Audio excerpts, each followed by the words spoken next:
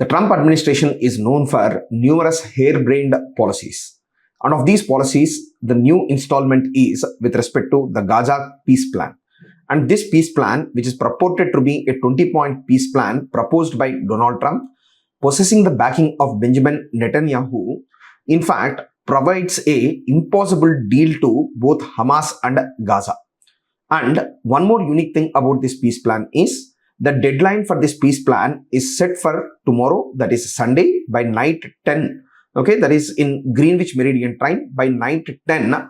If the Hamas doesn't accept to this peace deal, then Trump is threatening them by saying that all hell will let loose upon Gaza. But already Gaza is facing hell-like circumstances. There is genocide, there is targeted killing. Then apart from that, there is also stoppage of supply of food, essential medical aid. Even children are also not being handled with kindness in the Gaza war. But now the Trump's plan, that is a 20-point plan, it says that the Hamas has to immediately return back all the hostages and immediately Israel is going to cease fire. Then apart from that, in the 20-point plan, there is an eventual plan to end the war. And over and above ending the war, he says that Hamas has to completely demilitarize itself and it has to surrender its arms.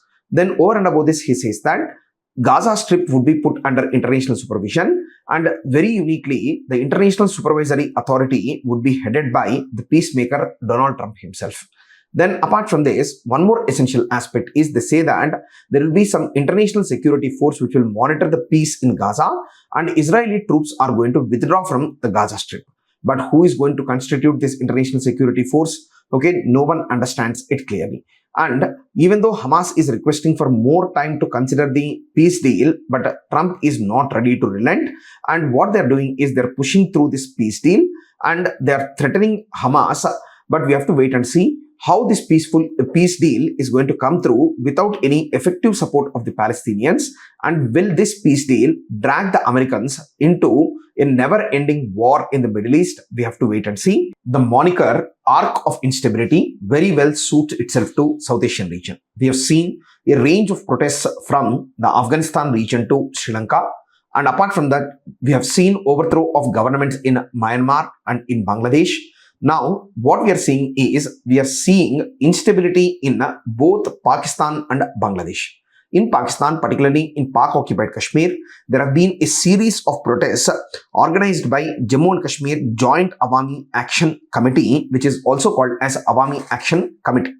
And this committee, it has some specific and unique demands for Pak-occupied Kashmir, which it had put forward in the form of 38-point charter.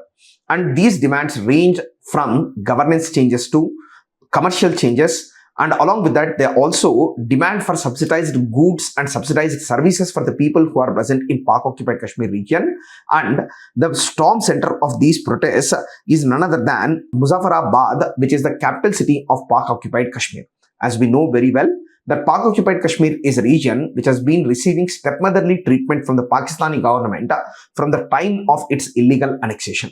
We know that the Pak-occupied Kashmir region is one of the major center of hydroelectricity power production in Pakistan, but the same region is deprived of proper electricity supply, and even essential daily commodities are available at a very costly price.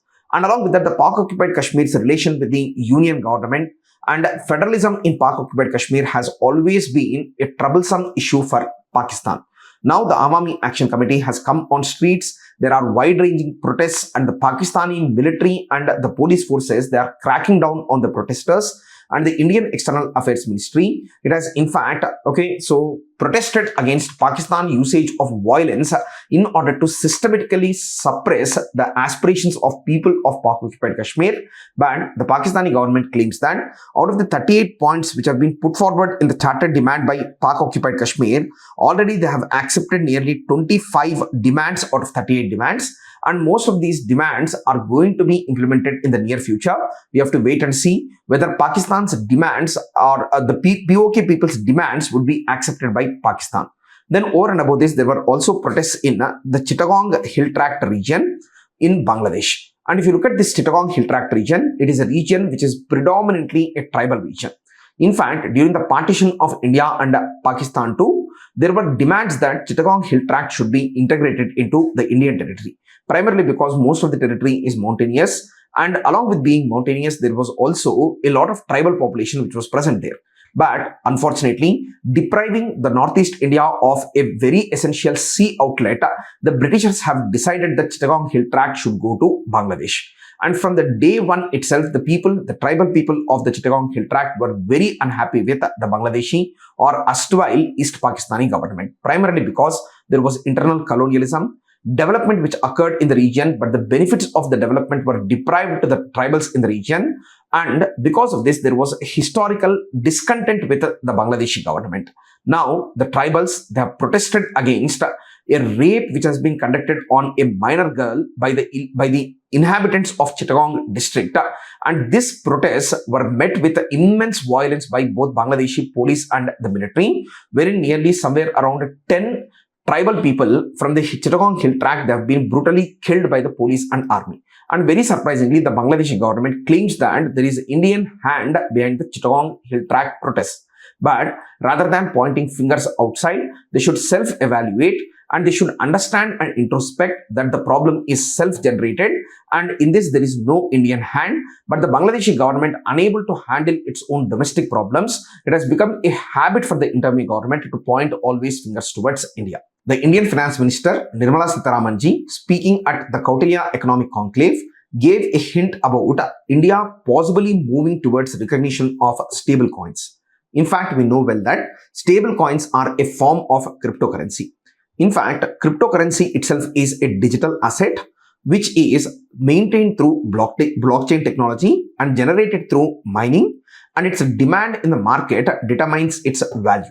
But as the demands keep fluctuating, the value of numerous cryptocurrencies that have been continuously fluctuating. Because of this reason, stable coins is a new kind of coin which is in fact pegged to a range of real assets. The range of real assets are a boutique of currencies. Then along with the bouquet of currencies, they are also dependent on the real assets or physical assets like gold and silver, or sometimes they are also pegged to real estate. This way, the stable coins in fact solve the problem of instability by pegging themselves to some or the other kind of real value asset. Now, the Indian government is thinking of recognizing the stable coins primarily because earlier the Indian policy towards cryptocurrency was very unique, wherein the Indian government did not legally recognize the cryptocurrencies, but what it had done is it has resorted to taxation of the transactions which were conducted on cryptocurrency, and along with the taxation of the transactions, they are also imposing taxation on the capital gains and profit earned through cryptocurrency.